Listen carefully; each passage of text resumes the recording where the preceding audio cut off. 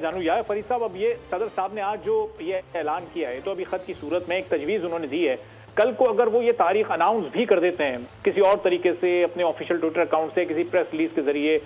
یا اس سے پہلے جو طریقہ کار اپنائے گئے، تو کیا حیثیت ہوگی ان کے اس اناؤنسمنٹ کی جو آج انہوں نے تجویز دی ہے کہ کمیشن کو اس تجویز کو ماننا آئین کے تحت بائنڈنگ ہے ان کے اوپر، یا پھر وہ رد کر سکتے ہیں جیسے پہلے انہوں نے ملاقات سے منع کر دیا تھا صدر صاحب سے؟ کیا راج صدر پاکستان یا الیکشن کمیشن آف پاکستان کو دیتا ہے، اس کا مقصد صرف ایک ہے،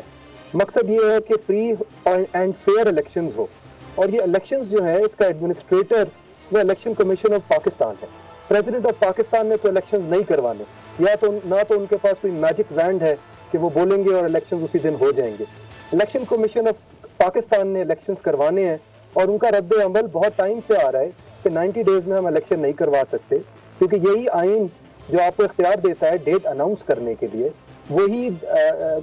آئین ہمیں بھی اختیار دیتا ہے کہ ہم ڈی لمیٹیشن کا پروسیس کریں۔ تو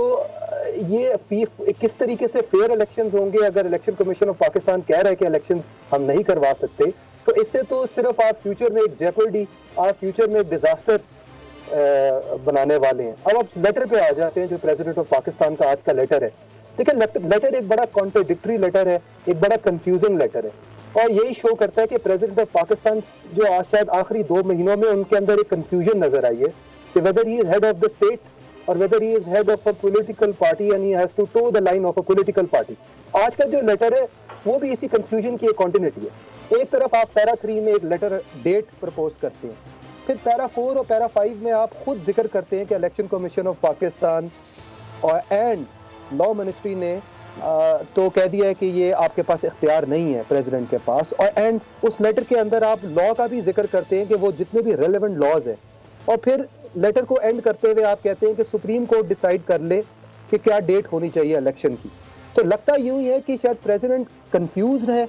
ان کو سمجھ نہیں آ رہی کہ کیا کرنا چاہیے، یا ان کے جو ایڈوائزرز ہیں ان کو غلط ایڈوائز کر رہے ہیں، کیونکہ پریزیڈنٹ آف پاکستان کی یہ جو کنفیوژن ہے اس سے کوئی اچھی لیگیسی نہیں چھوڑ کے وہ جا رہے۔ اب یہ جو لیٹر کی آپ حیثیت کہتے ہیں، دیکھیں میرے خیال میں government of Pakistan and election commission of Pakistan should throw this letter ان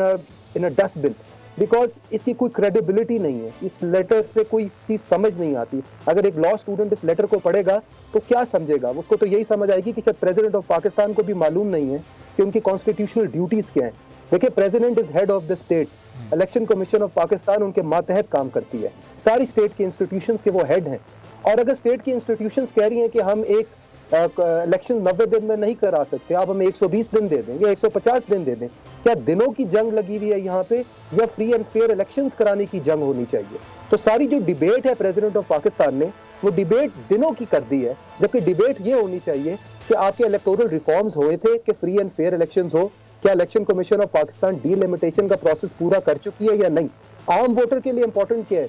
عام ووٹر کے لیے 90 دن امپورٹنٹ ہے، 100 دن امپورٹنٹ ہے، یا فیئر الیکشنز؟ تو I think president of Pakistan کو ایک ریسٹرینٹ شو کرنی چاہیے تھی، رادر دین کہ اس رش میں کہ کوئی ایڈونچر میں کرتا جاؤں، میں جا تو رہا ہوں تو میں اپنی پارٹی کی تھوڑی لائن ٹو کر دوں، بیکاز آئی ڈونٹ تھنک کہ اس ڈیسیژن کا، یہ جو لیٹر انہوں نے الیکشن کمیشن کو بھیجا ہے، اس کی کوئی سگنیفیکنس ہے، اور ڈیفینیٹلی چیلنج ہوگا، یہ سپریم کورٹ میں چیلنج ہوگا، پی ٹی آئی اس کو چیلنج کرے گی، بیکاز مجھے نہیں لگتا کہ گورنمنٹ آف پاکستان یا الیکشن کمیشن آف پاکستان اس لیٹر کی کو کوئی بھی امپورٹنس دے گی۔